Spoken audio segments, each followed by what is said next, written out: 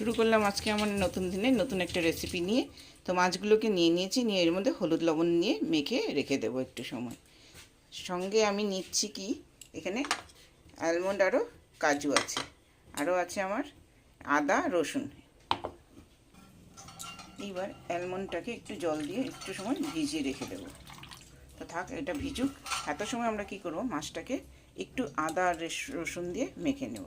রুই মাছের যদি কিছু একটা অন্যরকম খেতে চান, আপনারা নিশ্চয়ই ট্রাই করতে পারেন এরকম করে রান্না করবেন।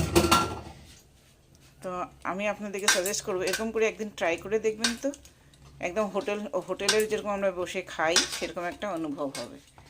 তাই আপনাদেরকে বলছি আপনারাও ট্রাই করে দেখবেন। এরকম এখানে মেখে সুন্দর করে মেখে আমি প্রায় 10 মিনিট মতন রেখে দেবো। এটার মধ্যে আদা রসুনের গন্ধটা, ফ্লেভারটা ঢুকে যাবে তখন।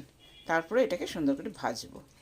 তো আপনারা সঙ্গে থাকুন, আমার ভিডিওটাকে এনজয় করুন। আমি মাছগুলোকে ফ্রাইং প্যানের মধ্যে তেল গরম করে দিয়ে দিলাম। এখন এপিট ওপিট করে মাছগুলোকে সুন্দর করে ভেজে নেব।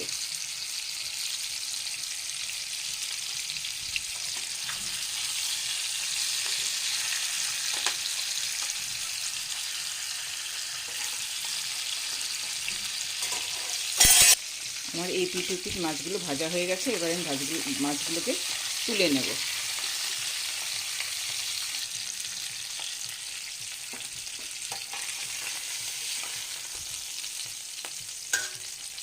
যত সময় আমার মাছটা ভাজা হচ্ছে তত সময় আমি পেঁয়াজ আরও রসুন আদা লঙ্কা এটা মিক্সিতে করে নিয়েছি। মাছ ভাজাগুলো তুলে নিলাম। এবার এর মধ্যে আরেকটু তেল দিয়ে নিচ্ছি। ওই সিম কড়াই প্যানেই করে নিচ্ছি। এর মধ্যে তেলটা গরম দুটো পেঁয়াজ কেটে নিয়েছি, আর খুব এরকম করে ছেড়ে নেব যাতে পেঁয়াজটি ছুটে যায়, সব একদম একটা একটা হয়ে যায় আর কি। সেরকম করে ডলে নেবেন আপনারা। তেলটা ধোঁয়া উঠেছে। এখন এবার আমি এর মধ্যে গরম এলাচ কটা দিয়ে দিলাম। আর এখন দিয়ে দেবো এই যে একদম ঝিরঝির করে রেখেছিলাম, এটি একদম ছাড়া ছাড়া ছাড়া ছাড়া করে ছাড়বেন।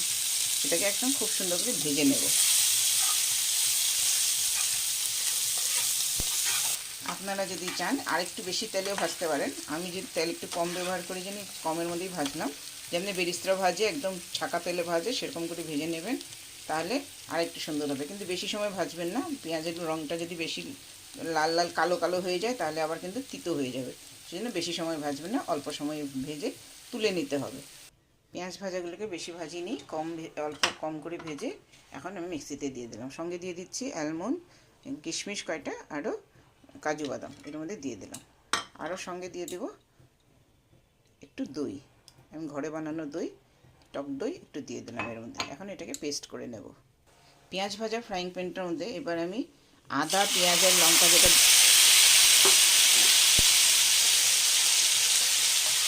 যেটা পেস্ট করেছিলাম সেটাকে দিয়ে দিলাম তেলে।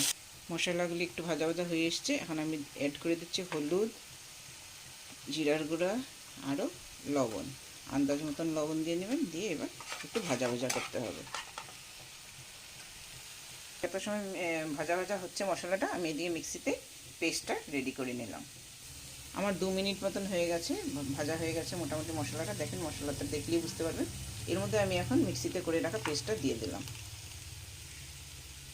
এখন আবার একটু সময় ভাজা ভাজা করব।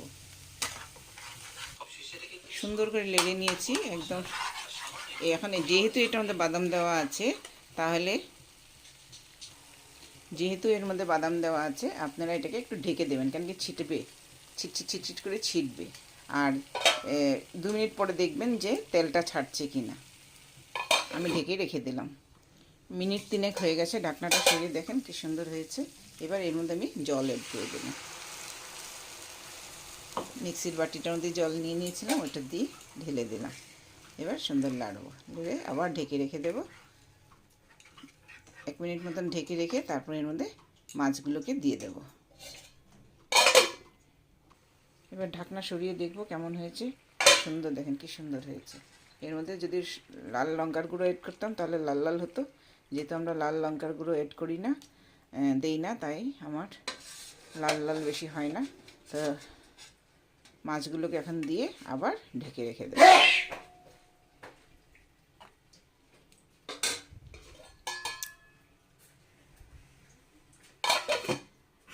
2 মিনিট মতন হয়ে গেছে। এবার ঢাকনা তুলে দেখেছি, দেখেন আমার মাছটাও মোটামুটি সিদ্ধ হয়ে গেছে। তো আজকে আমার ভিডিওটা এখানেই শেষ করলাম।